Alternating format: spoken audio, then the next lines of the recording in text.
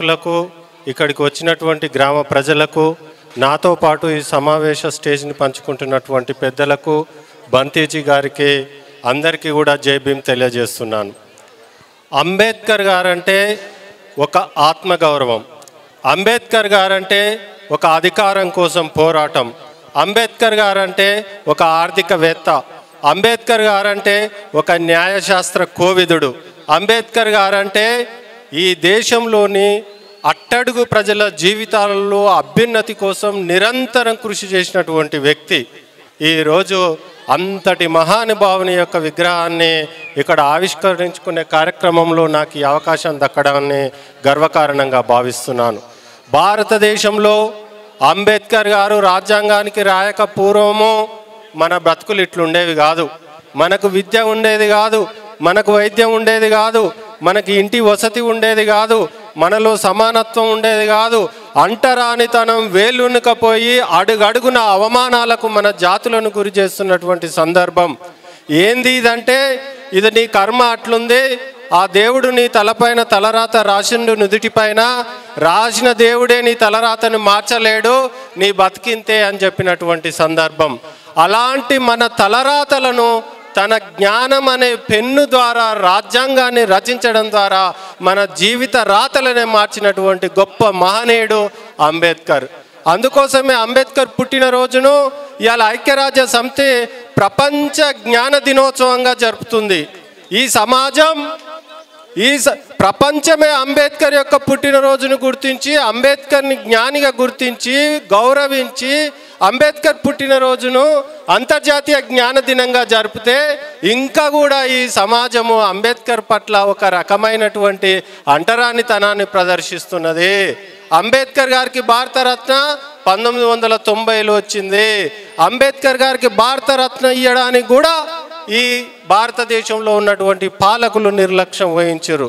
భారతదేశానికి రాజ్యాంగం వచ్చిన తర్వాత మొదటి న్యాయశాఖ మంత్రిగా అంబేద్కర్ ఉన్నప్పుడు 1951లో అంబేద్కర్ గారు తన న్యాయశాఖ మంత్రికి రాజీనామా చేసి బయటికి రావడం జరిగింది.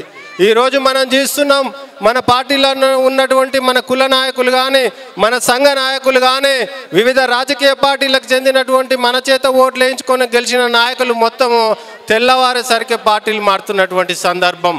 కానీ అంబేద్కర్ అంత గొప్ప పదవిని వదిలిపెట్టి ఈ ప్రజల కోసము ఆర్పిఐ అనే రిపబ్లిక్ పార్టీ ఆఫ్ ఇండియా అనే ఒక రాజకీయ పార్టీని స్థాపించడం జరిగింది. ఎందుకు తన కేంద్ర మంత్రి పదవిని వదిలిపెట్టి ఆర్పిఐ అనే పార్టీని స్థాపించిండు అంటే, మన వర్గాలకు అధికారం వచ్చినప్పుడే అన్ని రంగాలలో న్యాయం జరుగుతుంది. న్యాయం జరగాలంటే మనకు రాజ్యాధికారం రావాలి, రాజ్యాధికారమే అన్ని సమస్యలకు మాస్టర్ కే. మరి రాజ్యాధికారం రావాలంటే రాజకీయ పార్టీ ఉండాలని అంబేద్కర్ గారు ఆర్పిఐ పార్టీని పెట్టడం జరిగింది. అంబేద్కర్ పెట్టిన ఆర్పిఐ పార్టీ ఇవాళ లేదు, బిఎస్పీ పార్టీ ఇవాళ కనుమరుగైపోయింది. అందరూ కూర్చోండి. 70 కోట్ల పైగా ఉన్న బీసీలకు పార్టీ లేదు. బీసీ, ఎస్సీ, ఎస్టీ, మైనార్టీలు లేదు. మనకు రాజకీయ పార్టీ లేని కారణంగా మనకు రాజ్యాధికారం వస్తలేదు. మనకు రాజ్యాధికారం రాని కారణంగా ఇవాళ పరిశ్రమలు ఎవరి చేతుల్లో ఉన్నాయి? ఎవరైతే ముఖ్యమంత్రి అవుతారో వాళ్ళ కులాలు, వాళ్ళ బంధువులు వాళ్ళ చేతుల్లో ఉన్నాయి. ఇలా సినిమా రంగంలో హీరోయిన్లు, ప్రొడ్యూసర్లు ఎవరైతున్నారు స్టూడియోలో వాళ్ళ చేతుల్లో ఉన్నాయి. ఎవరైతే ఇప్పటిదాకా ముఖ్యమంత్రి పదవి అయ్యారో వాళ్ళ చేతుల్లో ఉన్నాయి. ఇవాళ కాంట్రాక్టర్లు ఎవరైతున్నారు, ఏ కులాలైతే అధికారం చేపట్టినాయో ఆ కులాల చేతుల్లో ఉన్నాయి. మరి మనకు ఓటు హక్కు ఉన్నప్పుడు, వాళ్ళకు ఓటు హక్కు ఉన్నప్పుడు, మన అందరికి ఓటుకు సమాన విలువ అయినప్పుడు, మనకు ఇంతమంది ప్రజలం, మన మెజార్టీ ప్రజలం ఉన్నప్పుడు మనకు ఎందుకు అధికారం వస్తలేదు? వాళ్ళకి ఎందుకు అధికారం వస్తుంది అంటే, మనలో అధికార స్పృహ లేదు, ఆ చైతన్యం లేదు. ఈ ఓటు అంటే నాది కాదు, ఆ లీడర్ వచ్చి అడిగిండు, మా తమ్ముడు చెప్పిండు, ఆయన పింఛన్ ఇచ్చిండు కాబట్టి నేను ఈ ఓటేస్తా అని చెప్పి ఈ ఓటును వృధా చేసి వాళ్ళకి వేస్తున్నాం. ఈ ఓటు ఎవరో అడిగితే వేసేది కాదు. ఈ ఓటు నీ జీవనానికి, నీ పిల్లల భవిష్యత్తుకు, ఈ దేశ భవిష్యత్తును నిర్ణయించే చట్టాలు చేసేటటువంటి అధికారాన్ని ఈ ఓటు ద్వారా ఎమ్మెల్యేలకు, ఎంపీలకు మనకి ఇస్తున్నాం. కానీ మన వర్గాల ప్రతినిధులు జనాభా దామాషా పద్ధతి ప్రకారం చట్టసభలలో లేని కారణంగా మన జీవిత ప్రమాణాలు మార్చే చట్టాలు చేసే చేతిలో ప్లేస్లో మన వర్గాల ప్రతినిధులు లేని కారణంగా ఇవాళ విద్యను మనం కొనుక్కోవాల్సి వస్తుంది, వైద్యాన్ని మనం కొనుక్కోవాల్సి వస్తుంది, ఉద్యోగాలు మన పిల్లలకు ఉండడం లేదు, పరిశ్రమలు మన పిల్లలకు ఉండడం లేదు. ఆర్థికంగా వెనుకబడుతున్నాం, రాజకీయంగా వెనుకబడుతున్నాం, సామాజికంగా కూడా ఇంకా వెనుకబడతానానికి గురవుతున్నాం. మరి అంబేద్కర్ గారు ఏ రాజ్యాధికారం అయితే అన్ని సమస్యలకు మాస్టర్ కీ అని చెప్పిండో ఆ రాజ్యాధికారాన్ని సాధించాలంటే ఇక నుంచి మన ఓటు మన వర్గాల చేత స్థాపింపబడ్డ రాజకీయ పార్టీలకు మాత్రమే వేసుకున్నప్పుడు మాత్రమే అది సాధ్యమవుతుంది. లేకపోతే ఏమవుతుందో మీకు తెలుసా? ఇప్పుడు ఎన్నికలలో కనుక మీరు ఇప్పటిదాకా వేసినట్టే ఓటు తీసుకుపోయి వాళ్ళకి వేస్తే రాజ్యాంగాన్ని మారుస్తా అంటారు. రాజ్యాంగం మారుస్తే నీకు ఓటు ఉండదు, నిన్ను మనిషిగా గుర్తించరు, నీకు అడిగే హక్కు ఉండదు, నువ్వు ఇంకా బానిసత్వంలోకి నెట్టివేయబడి ఇంకా బానిసగా మిలిగిపోవాల్సినటువంటి అవసరం ఉంటుంది. అందుకోసమే మన బానిసత్వం పోవాలన్నా, అభివృద్ధి పదములో ముందు నడవాలన్నా, మన అందరం మనుషులుగా జీవించాలన్నా, ఈ అసమానతలు పోవాలన్నా, సమతా రాజ్యం రావాలన్నా కూడా ఇవాళ మనము మన చేతుల్లో మన వర్గాల చేతుల్లో ఉన్న రాజకీయ పార్టీలకే ఓట్లేసి గెలిపించుకోవాల్సినటువంటి అవసరం ఉంది. అన్నీ చేస్తున్నాం, సంఘాలు పెడుతున్నాం, విగ్రహాలు పెడుతున్నాము, జేబీములు చెప్తున్నాము, పుస్తకాలు రాస్తున్నాము, ప్రసంగాలు ఇస్తున్నాము, పాటలు పాడుతున్నాము. ఓటు కాడికి వచ్చేసరికి ఈ పోటీలో లేని కారణంగా ఆ కులాల చేతుల్లోకి ఓట్లు పోవడం కారణంగా 7% ఉండ్రు తెలంగాణలో ఓసీలు.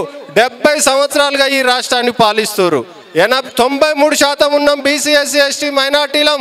ఒక దామోదరం సంజీవయ్య అనే ఎస్సీ తప్పితే ఆయన కూడా 1960 నుంచి 62 వరకు 2 సంవత్సరాలు మాత్రమే ముఖ్యమంత్రి అయ్యిండు. ఇంతవరకు తెలుగు రాష్ట్రాలలో ఒక బీసీ కానీ సంజీవయ్య తప్పితే ఒక ఎస్సీ కానీ, ఎస్టీ కానీ, మైనార్టీ కానీ మనం ముఖ్యమంత్రులు అయితలేం. ఎందుకు అయితలేం?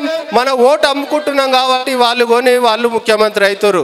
ఇవాళ బీసీలు 50% పైగా ఉంటారు, 60కి పైగా ఎమ్మెల్యేలు కావాలి, కేవలం 19 మంది అయ్యారు. దీనివల్ల నష్టం ఏం జరుగుతుందంటే ఆ సీట్లలో ఓసీలు వచ్చి కూర్చుంటారు, భూ కబ్జాలు చేస్తారు, అన్ని రంగాలను గుప్పిట్లో పెట్టుకుంటారు. అందుకోసమే బీసీ, ఎస్సీ, ఎస్టీ మైనార్టీలను కుల గణన జరగాలి భారతదేశంలో అంటున్నాం. ఏ కులానికి ఎంత జనాభా ఉందో లెక్కలు తీయాలంటున్నాం. ఆ జనాభా తమాషా పద్ధతి ప్రకారం అధికారంలోనూ అన్ని రంగాలలోనూ మా వాటా దక్కాలన్నదే నినాదంతో మనం ముందుకు పోతున్నాం. మిత్రులారా, మహిళలకు సమానత్వం లేదు, మహిళలకు ఆనాడు విద్య లేదు. కాబట్టి ఈనాడు రాజ్యాంగాన్ని రక్షించుకుంటూ స్త్రీ పురుష సమానత్వాన్ని సాధించుకుంటూ అన్ని రంగాలలో స్త్రీలు పురుషులతో సమానంగా ఎదిగించుకుంటూ సమసమాజ నిర్మాణంలో మనం ముందుకెళ్ళి పూలే అంబేద్కర్ ఆశయాలను సాధించాలి. బహుజన రాజ్యాధికారం ద్వారానే అది సాధ్యమవుతుంది. కాబట్టి మనమంతా చైతన్యమై బీసీ, ఎస్సీ, ఎస్టీ మైనార్టీలమంతా ఒక్కతాటి మీదకి వచ్చి మన ఓట్లు మనం వేసుకొని మనం రాజ్యాన్ని తెచ్చుకొని మనల్ని మనం పాలించుకున్నప్పుడు అది సాధ్యమవుతుంది. ఆ దిశగా అడుగులు వేద్దామని ఇక్కడ ఉన్న యువకులు అందరూ కూడా ఆ దిశగా ఆలోచన చేసి మీరందరూ కదిలి రావాల్సినటువంటి అవసరం ఉందని తెలియజేస్తూ ఈ అవకాశం ఇచ్చినటువంటి మిత్రులకు, మరి ఇక్కడ నిర్వాహకులకు, విగ్రహాన్ని అందించినటువంటి కమ్మట భూపాల్ గారికి, మరియు ఇక్కడ వచ్చిన బంతీజీ గారికి ప్రతి ఒక్కరికి కూడా ప్రత్యేకమైన ధన్యవాదాలు తెలియజేస్తూ ముగిస్తున్నాను. జై భీమ్, జై రాజ్యాంగం.